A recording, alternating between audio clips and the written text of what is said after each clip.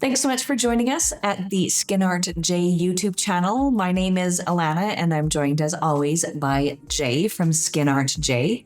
We're going to be talking to you today about healing your tattoo and the various ways that you can do that.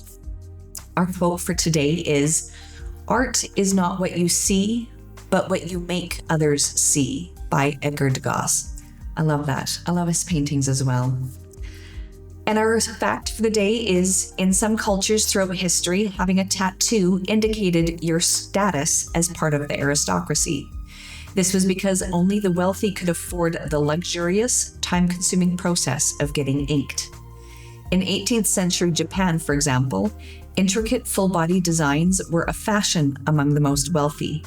Conversely, in other cultures at different times, tattoos were used to mark prisoners, enslaved people, and criminals to indicate their status in society. So tattoos forever marking us and telling each other what we want them to know about us.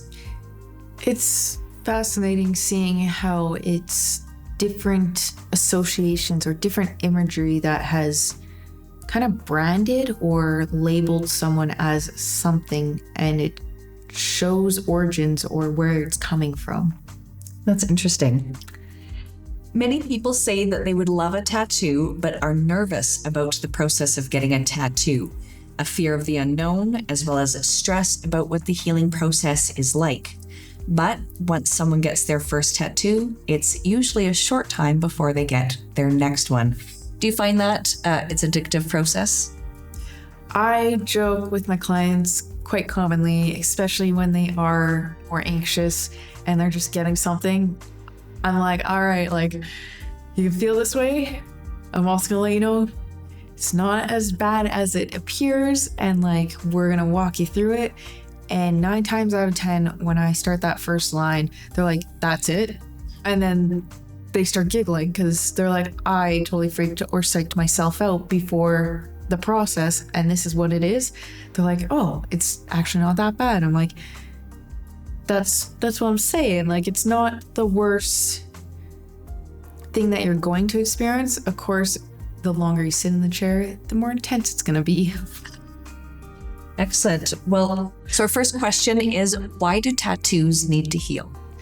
They need to heal because you've opened up skin and you have created a wound on someone. It's a very pretty wound, but you've created a wound, and as I commonly like to express to my clients, it's like riding a bike. You fell off your bike, you scraped your knee. It's not going to be death, and it's not going to be horrendous. It's still painful, but it needs that time to heal so that it can go back to its most natural state. Okay, excellent. And how long does a tattoo take to heal? Depending on the artist and the techniques used, it's usually between 2 to a month. I always go on the high end of a month just to make sure. So it fluctuates between the two. What will the tattoo artist do immediately after the tattoo is done? For myself, I will walk someone through the aftercare process, depending on which direction we go with that and how to take care of it using that specific method and what to expect, and make sure that they're aware before they leave, and if they have any questions, that they have the opportunity to ask me before heading out the door. Excellent. Do you wash the tattoo? Do you bandage it? What does that process look like? It's a little bit different. There's 2 different methods that I personally use. One is a black bandage that commonly is referred to with some people as like kind of a meat package, and it's leaning a little more into traditional style where you're just having someone have it temporarily on and then taking off and taking care of it themselves and making sure that they keep it clean and dry. They are instructed to wash their hands first, make sure that they're clear of any bacteria that could potentially interact with the wound. Wash their tattoo with a non-scented soap. Make sure it's non-scented so that the fragrance is further irritating and adding more sting to the tattoo. And then I personally state to just let air dry, because you can tell people to lightly pat their tattoos or whichever. I just like to be on the safe side to make sure that nothing comes in contact. So I let them say air dry for a couple minutes and then moisturize with a thin layer of a non-scented lotion. Once again, don't want scented in it. It's going to agitate and irritate it really bad and potentially hinder the healing process if used otherwise. Excellent. And what is second skin? Second skin is the second method. It's a bandage where that one stays on longer than the one that I previously mentioned. This one is, they're going to go through another uncomfortable process by the end where I completely isopropyl their tattoo, so it does have more sting to it. But cleaning the area and then putting on a clear bandage over their tattoo that is meant to stay 5 to 7 days, and it helps speed up the healing process. It protects it a little bit more, and it just gives it that extra barrier from the exterior, so there's a little less worry or a little less responsibility of the client to take care of that tattoo. Okay. And you said how long should a client wear the second skin before removing it? 5 to 7 days. Okay, excellent. And once they remove the second skin, how should they care for that tattoo? Same thing where they're going to wash their hands.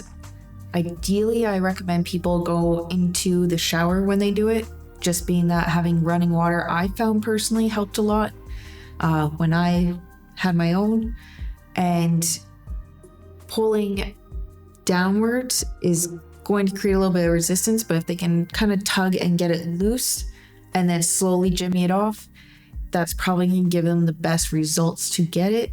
Some people have told me that they've used baby oil at the same time just to loosen it. I don't suggest, just to make sure, once again, there's no other substance around it, but it is something I've been told from people. To some just they just remove it as is, which at that point you're still gonna want to wash the tattoo after you've removed that bandage. Okay, excellent. And how long should a client wear a black bandage? Because we talked a little bit about black bandages and second skin. Go back to the black bandage.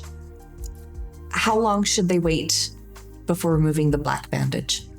I tell people commonly a few hours to overnight, just for how I personally approach tattooing. I don't find that I have a lot of weeping tattoos that fill ink sacs. There will be a little bit of plasma blood, but not to the point that it's fully pocketing something. So I commonly let them know that it's going to be a few hours, depending on how late of the night that we've gone through. And then if not, leave it on overnight and in the morning remove it. Excellent. Once the tattoo has healed, how should people care for their tattoo?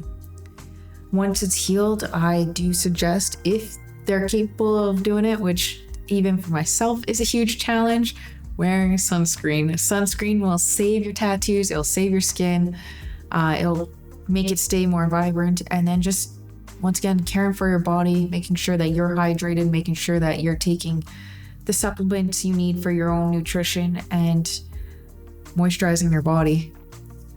Excellent. What should a person do if their tattoo becomes swollen, puffy, or infected?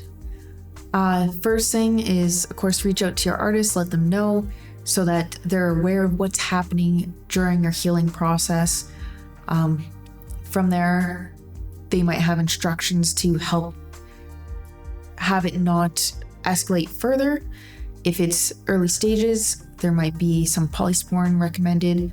If it is later stages and it has now gone to, it's not within the control of the client or the artist at all, they're going to be referred to go to the doctor's office and get some antibiotics. All right, excellent. And what should a newly tattooed person do, or specifically avoid doing, once they've been newly tattooed? Animals are adorable. Same stance. They also can contribute to some complications where they can try to help the healing by licking you.